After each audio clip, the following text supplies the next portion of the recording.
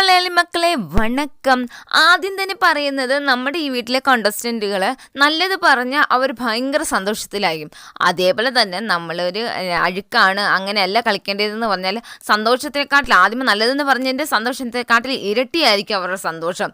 അതിൻ്റെ ബേസിൽ ഞാനാണ് നല്ലത്, ഞാൻ ഇങ്ങനെയാണ്, നമ്മളത് എന്താണ് അങ്ങനെ ചെയ്തതെന്ന് ചോദിച്ചു കഴിഞ്ഞാൽ ഞാൻ ഇങ്ങനെയാണെന്നുള്ള ഒരു ആൻസറും അങ്ങനെയാണ് ഇതിൽ ഇപ്പോൾ കണ്ടുവരുന്നത് എന്നുള്ള ഒരു ഇൻട്രഡക്ഷനുമായിട്ടാണ് സേതുപതി സാർ ഇന്ന് വന്നിരിക്കുന്നത്. അത് കഴിയുമ്പോഴത്തേക്ക് നമ്മുടെ വെള്ളിയാഴ്ചത്തെ കാര്യങ്ങൾ, അതായത് ആ ഡേയിലെ എന്തൊക്കെ കാര്യങ്ങൾ നടന്നുള്ളതും കൂടെ കാണാം എന്ന് പറയുന്നുണ്ട്. റയാനെ പറ്റിയിട്ട് സത്യയും രഞ്ജിത്തും റാണുവും കൂടെ സംസാരിക്കുന്നത് റയാൻ്റെ ഗെയിം പെണ്ണുങ്ങളുടെ കൂട്ടത്തിലാണ് സൗന്ദര്യയുടെ കൂട്ടത്തിലാണ് എന്നുള്ള കുറച്ച് കാര്യങ്ങളൊക്കെ വന്നിട്ടുണ്ടായിരുന്നു. അത് കഴിയുമ്പോൾ സത്യ ഫിറ്റല്ല ഈ ഗെയിമിന്. സത്യ ഒരു യഥാർത്ഥമായിട്ടുള്ള ഒരു മനുഷ്യനായിട്ട് നിൽക്കുകയാണ്. ഗെയിം ബേസ് കളിക്കാൻ സത്യക്കൊട്ടും പറ്റുന്നില്ല എന്ന് മുത്തുക്കുമറിന് രഞ്ജിത്തിനോട് പറയുകയാണ് കേട്ടോ. അത് KG ടൈൽസിൻ്റെ ഒരു സ്പോൺസർ ടാസ്ക് വരികയാണ്.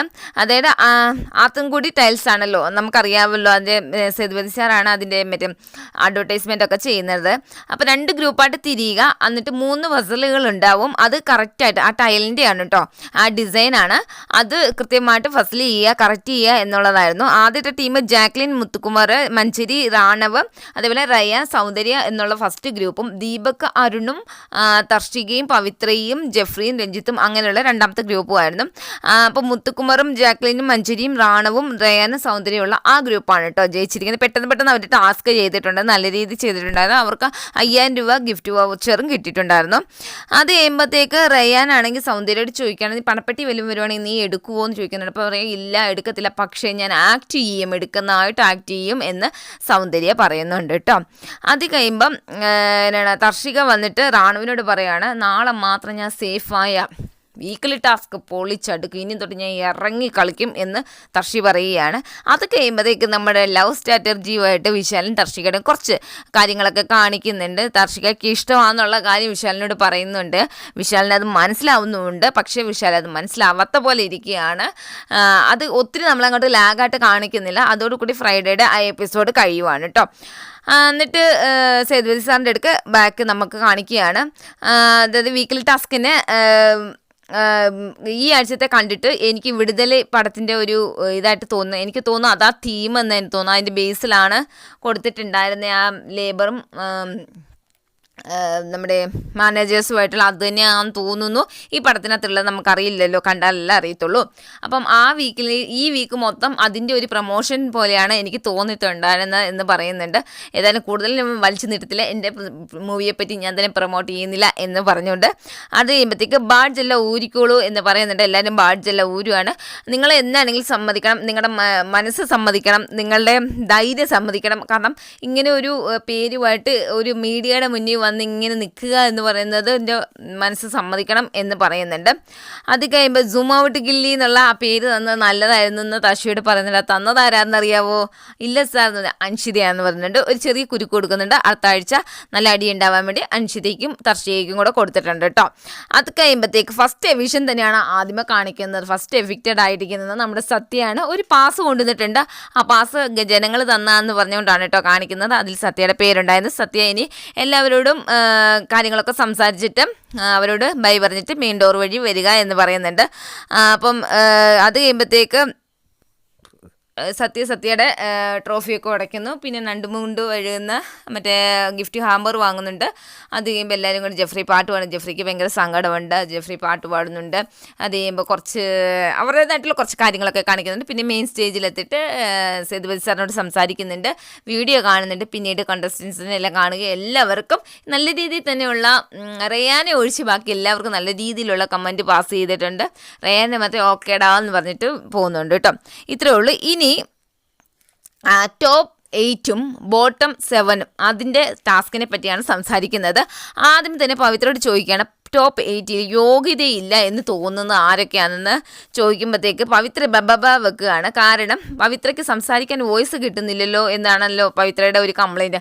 അപ്പോൾ പവിത്ര സംസാരിച്ചാലല്ലേ ഞാനിപ്പോൾ ഒരു സമയം തരികയാണ് അതിൽ സംസാരിക്കുന്ന പറയുമ്പോഴും പവിത്രയ്ക്കൊന്നും സംസാരിക്കാനില്ല. പിന്നെ പറയുന്നുണ്ട് വിശാലും സൗന്ദര്യമാണെന്ന്. അപ്പം ഉടനെ ചോദിക്കണം വിശാലും സൗന്ദര്യം നിൻ്റെ പേര് പറഞ്ഞാണ് തിരിച്ച് പറയുന്നത് എന്നുള്ള ഒരു ചോദ്യം വരുന്നുണ്ട് കേട്ടോ. അത് കഴിയുമ്പോൾ രഞ്ജിത്ത് വന്നിട്ട് സൗന്ദര്യയുടെ പേര്, അരുൺ വന്ന് സൗന്ദര്യ ദർശികയുടെ പേര് വന്നത്, റാണ വന്ന് സൗന്ദര്യ ജഫ്രിയുടെ പേര്, പവിത്ര വന്നിട്ട് പിന്നെ പവിത്രയോട് ചോദിക്കുന്നുണ്ട്. പവിത്ര വന്നിട്ട് വിശാൽ സൗന്ദര്യയുടെ പേര് പറയണ്ട, നന്നായിട്ട് ചെയ്തവരോ എന്ന് ചോദിക്കുന്നുണ്ട്. അപ്പോൾ രഞ്ജിത്ത് വന്ന് ദീപകിൻ്റെ, വിശാൽ വന്ന് അരുണ് ദീപക് എന്ന് പറയുന്നുണ്ട്, ജാക്ക് വന്നിട്ട് ദീപക് മുത്തുകുമാർ മഞ്ചരി എന്ന് പറയുന്നുണ്ട്, സൗന്ദര്യ വന്ന് ദീപക് പറയുന്നുണ്ട്, റയ്യാൻ വന്ന് മഞ്ചരി ദീപക്, അൻഷിത വന്ന് ദീപക്, മുത്തുകുമാർ വന്ന് ദീപക് മഞ്ചരി എന്ന് പറയുന്നുണ്ട്. അപ്പം ഇത്രയും ബെസ്റ്റ് മാനേജേഴ്സ് ആയിട്ടാണോ നിങ്ങൾ നോമിനേഷൻ ഫ്രീ എന്നുള്ളത് ജഫ്രിക്ക് കൊടുത്തേ എന്ന് ചോദിക്കുന്നുണ്ട്. ശരിയല്ലേ? ജഫ്രിക്ക് എന്താണ്, ജഫ്രിയെ നമ്മൾ കണ്ടിട്ടേ ഇല്ല ഈ വീക്കിലി ടാസ്കിൽ. സത്യം പറഞ്ഞാൽ അവസാനം സൗന്ദര്യം ഒരു വഴക്കുണ്ടാക്കിയപ്പോൾ മാത്രമേ ജഫ്രിയെ കണ്ടിട്ട്, അതർവൈസ് ജഫ്രിയെ കണ്ടിട്ടേ ഇല്ല. മൊത്തം അരുണും ദീപക്കും ഒക്കെയാണ് നിറഞ്ഞത്, മഞ്ചരിയൊക്കെയാണ്. എന്നിട്ടും എങ്ങനെ കൊടുത്തു എന്ന് ചോദിക്കുന്നുണ്ട്. അപ്പോൾ ദീപക്കിനും മഞ്ചരിക്കുമാണല്ലോ ഏറ്റവും കൂടുതൽ ഇതിൽ വോട്ട് കൂടുതൽ ഇപ്പോൾ കിട്ടിയിരിക്കുന്നത്. അപ്പോൾ പിന്നെ എങ്ങനെ ജഫ്രിക്ക് അത് പോയി എന്നുള്ളൊരു ചോദ്യം വരുന്നുണ്ട്. സിമ്പതിയുടെ ബേസിലാണെന്ന് മഞ്ചരി പറയുന്നുണ്ട്. അതായത് നിങ്ങളെല്ലാം ഇന്നാകും, പക്ഷേ ജഫ്രി അതിന് ഇന്നാവാൻ ചാൻസ് കുറവാണ്, അത് കാരണം ജഫ്രിക്ക് നോമിനേഷൻ ഫ്രീ കൊടുക്കണം എന്ന് പറയും. പിന്നെ മേജർ വോട്ട് വഴിയാണെന്നൊക്കെ മഞ്ചരി ഓപ്പണായിട്ട് കുറേ കാര്യങ്ങൾ പറയുന്നുണ്ട്. അതുകൊണ്ട് തന്നെ മഞ്ചരി എല്ലാവർക്കും ഇഷ്ടമില്ലല്ലോ, അത് കാരണം മഞ്ചരി പറയുന്നുണ്ട്. അപ്പോൾ എന്താണ് സേതുപതി സാർ തന്നെ പറയുന്നത്, ജഫ്രി ഇതിന് യോഗ്യനല്ല, കാരണം എല്ലാവരുടെയും സിമ്പതി പിടിച്ചു പറ്റുന്ന അതിൻ്റെ ബേസിലാണ് ജഫ്രി ഇതിന് അർഹനായിരിക്കുന്നത്. അതേപോലെ സപ്പോർട്ട് ചെയ്യുന്ന പോലെ കാണിച്ചിട്ട് നിന്നെ അവർ വീക്ക് കണ്ടസ്റ്റൻ്റ് ആയിട്ട് കാണിക്കുകയാണ് ചെയ്യുന്നത്. അത് നിനക്ക് മനസ്സിലാകുന്നില്ല, ഇനിയെങ്കിലും മനസ്സിലാക്കി കളിക്കുക എന്ന് പറയുന്നുണ്ട് കേട്ടോ. അത് കഴിയുമ്പോൾ നമ്മുടെ എന്താണ് സ്കിൽ ഓറിയൻറ്റഡും ലേബർ ഓറിയൻറ്റഡുമായിട്ടുള്ള ആ ടോക്ക് വന്നിട്ട് ചോദിക്കുകയാണ്, എന്തിനാണ് അരുൺ അങ്ങനെ ഒരു വാക്ക് പറഞ്ഞാൽ എന്താണ് കുറ്റം, ആ വാക്ക് പറയേണ്ടതെന്നല്ലേ അരുൺ പറയുന്നത്, അതുകൊണ്ട് ലേബർ എന്നൊരു വാക്ക് പറഞ്ഞാൽ എന്താണ് കുറ്റം. അപ്പോൾ അരുൺ എൻ്റെ സ്വന്തം വീടാണ്, എൻ്റെ സ്വന്തം ആൾക്കാരാണ്, എൻ്റെ അടുക്കളയാണ്, എൻ്റെ ജോലിയാണ്, അപ്പോൾ അത് പറയേണ്ട ആവശ്യമില്ലല്ലോ.